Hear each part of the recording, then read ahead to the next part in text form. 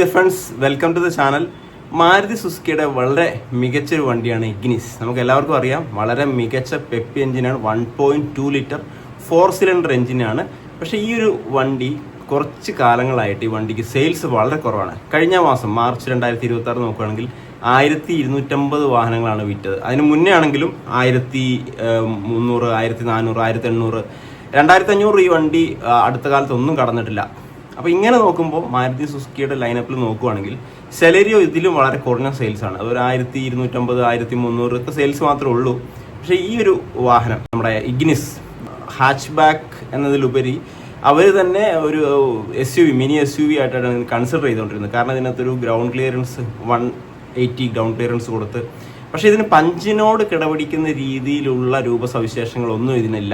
കാരണം ഇന്നത്തെ കാലത്ത് ജനങ്ങൾ നോക്കുകയാണെങ്കിൽ ഈ വണ്ടിയുടെ വലിപ്പം വളരെയധികം പ്രാധാന്യം അർഹിക്കുന്നു. അതുപോലെ സേഫ്റ്റി, ഇതിനൊക്കെ ആളുകൾ കൂടുതൽ പ്രാധാന്യം കൊടുക്കുന്നുണ്ട്. അപ്പം അങ്ങനെ നോക്കുന്ന സമയത്ത് പഞ്ചിനോട് കിടപിടിക്കാൻ ഈ ഒരു വാഹനത്തിന് ഇഗ്നിസിന് ഒരിക്കലും കഴിയുന്നില്ല. ഇത്രയും നല്ലൊരു എഞ്ചിൻ ഉണ്ടായിട്ടും MD ഒക്കെ ഉണ്ടായിട്ടും ഈ വാഹനത്തിൻ്റെ ഒരുപക്ഷെ സൈസ് കുറവായതുകൊണ്ടായിരിക്കാം പഞ്ചിലേക്ക് കൂടുതൽ ആളുകൾ പോകുന്നത്.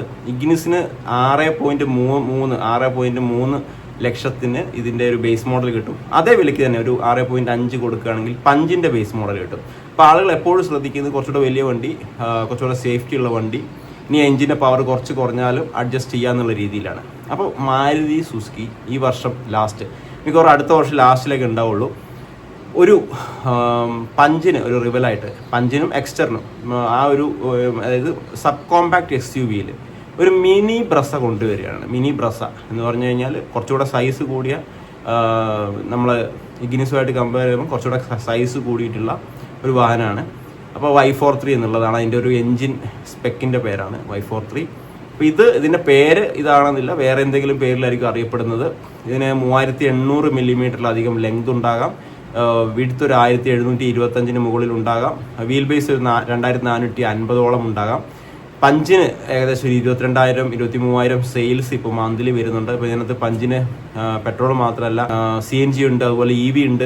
അപ്പോൾ പഞ്ചിന് ആ ഒരു രീതിയിലേക്കുള്ള ഒരു സെയിൽസ് വരുത്താൻ വേണ്ടിയാണ് മാരുതി ഈ വണ്ടി കൊണ്ടുവരുന്നത്, Y43.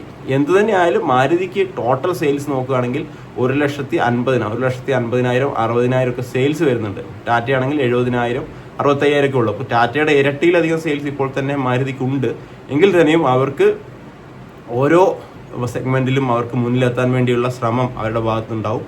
Y43 എന്നുള്ള മോഡൽ ഇന്ത്യയിൽ വരികയാണ്. Y43 കുറിച്ച് പറയുകയാണെങ്കിൽ ഈ ഒരു വണ്ടി ഒരു മിനി ബ്രസ എന്നുള്ള രീതിയിലായിരിക്കും വരുന്നത്.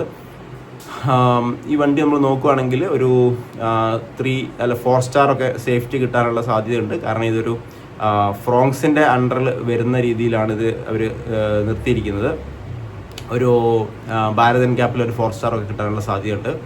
പിന്നെ മൊത്തത്തിൽ നോക്കുകയാണെങ്കിൽ പഞ്ചിന് നല്ലൊരു എതിരാളിയായിട്ട് നമുക്ക് ഈ ഒരു ഒറ്റ നോട്ടത്തിൽ ഈ ഒരു ഫോട്ടോയിൽ നിന്ന് മനസ്സിലാക്കാം. ഇന്ത്യയിൽ ഈ ഒരു രീതിയിൽ വരണമെന്നുമില്ല, കുറച്ചൊക്കെ ചേഞ്ചസുകളൊക്കെ വരുത്തിയിട്ടായിരിക്കും വരുന്നത്. എക്സ്റ്ററിനും പഞ്ചിനും റിവലായിട്ട് വരുന്നതാണ്.